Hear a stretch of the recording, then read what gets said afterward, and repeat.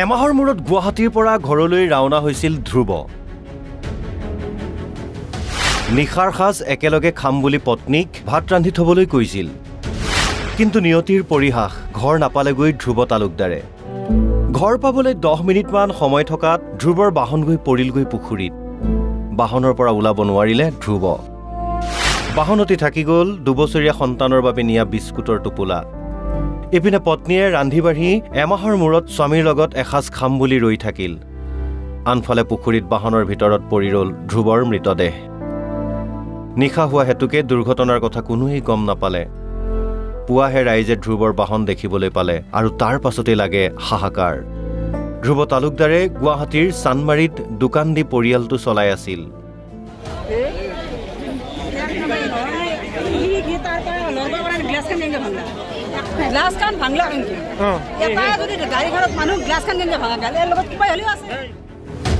গুৱাহাটীৰ পৰা যোৱা ধ্ৰুৱৰ বাহন কেনেকৈ পুখুৰীত পৰিল, এয়া দুৰ্ঘটনা নে অন্য কিবা, মৰণোত্তৰ পৰীক্ষাৰ পাছতহে পোহৰলৈ আহিব।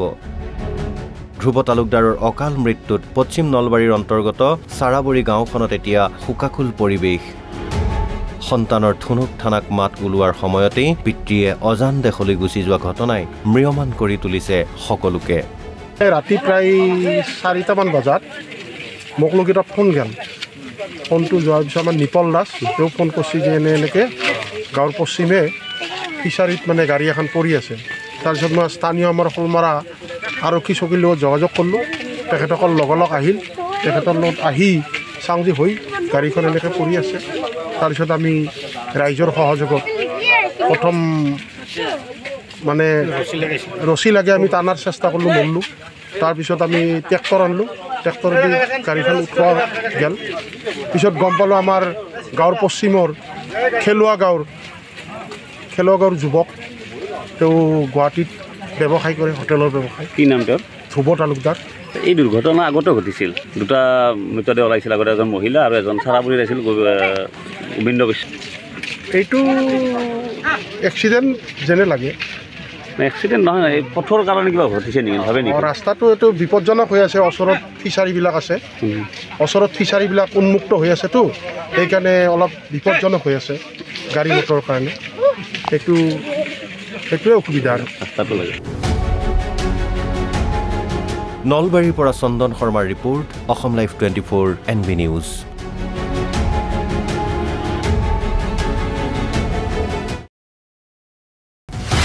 এমাহৰ মূৰত গুৱাহাটীৰ পৰা ঘৰলৈ ৰাওনা হৈছিল ধ্ৰুৱ। নিশাৰ সাজ একেলগে খাম বুলি পত্নীক ভাত ৰান্ধি থবলৈ কৈছিল, কিন্তু নিয়তিৰ পৰিহাস ঘৰ নাপালেগৈ ধ্ৰুৱ তালুকদাৰে।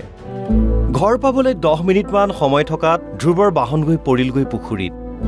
বাহনৰ পৰা ওলাব নোৱাৰিলে ধ্ৰুৱ।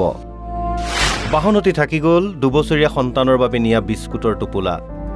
ইপিনে পত্নীয়ে ৰান্ধি বাঢ়ি এমাহৰ মূৰত স্বামীৰ লগত এসাঁজ খাম বুলি ৰৈ থাকিল।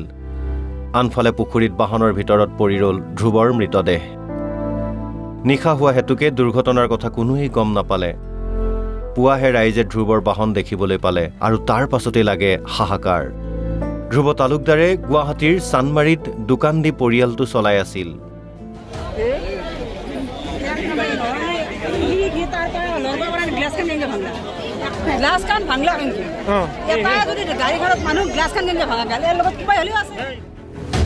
গুৱাহাটীৰ পৰা যোৱা ধ্ৰুৱৰ বাহন কেনেকৈ পুখুৰীত পৰিল, এয়া দুৰ্ঘটনা নে অন্য কিবা, মৰণোত্তৰ পৰীক্ষাৰ পাছতহে পোহৰলৈ আহিব। ধ্ৰুৱ তালুকদাৰৰ অকাল মৃত্যুত পশ্চিম নলবাৰীৰ অন্তৰ্গত চাৰাবৰী গাঁওখনত এতিয়া শোকাকুল পৰিৱেশ।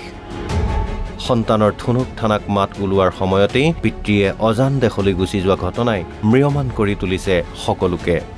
ৰাতি প্ৰায় 4টামান বজাত মোক লোক এটা ফোন গেল।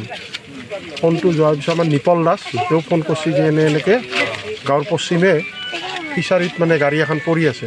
তাৰপিছত মই স্থানীয় আমাৰ শোলমাৰা আৰক্ষী চকীৰ লগত যোগাযোগ কৰিলোঁ। তেখেতসকল লগ আহিল। তেখেতৰ লগত আহি চাংজি হৈ গাড়ীখন এনেকৈ পৰি আছে। তাৰপিছত আমি ৰাইজৰ সহযোগত প্ৰথম মানে ৰছী লাগে আমি টানাৰ চেষ্টা কৰিলোঁ, মৰিলোঁ। তাৰপিছত আমি ট্ৰেক্টৰ আনিলোঁ। ট্ৰেক্টৰেদি গাড়ীখন উঠোৱা গেল। পিছত গম পালোঁ আমাৰ গাঁৱৰ পশ্চিমৰ খেলুৱা গাঁৱৰ যুৱক, তেওঁ গুৱাহাটীত ব্যৱসায় কৰে, হোটেলৰ ব্যৱসায়। কি নাম তেওঁৰ? ধ্ৰুৱ তালুকদাৰ। এই দুৰ্ঘটনা আগতে ঘটিছিল, দুটা মৃতদেহ ওলাইছিল, আগতে এজন মহিলা আৰু এজন চাৰাপুৰীত আছিল গোবিন্দ গোস্বামী। এইটো এক্সিডেণ্ট যেনে লাগে। এক্সিডেণ্ট নহয়, এই পথৰ কাৰণে কিবা ঘটিছে নেকি, ভাবে নেকি? ৰাস্তাটো এইটো বিপদজনক হৈ আছে, ওচৰত ফিচাৰীবিলাক আছে, ওচৰত ফিচাৰীবিলাক উন্মুক্ত হৈ আছেতো, সেইকাৰণে অলপ বিপদজনক হৈ আছে গাড়ী মটৰৰ কাৰণে। সেইটোৱে অসুবিধা আৰু ৰাস্তাটো লাগে।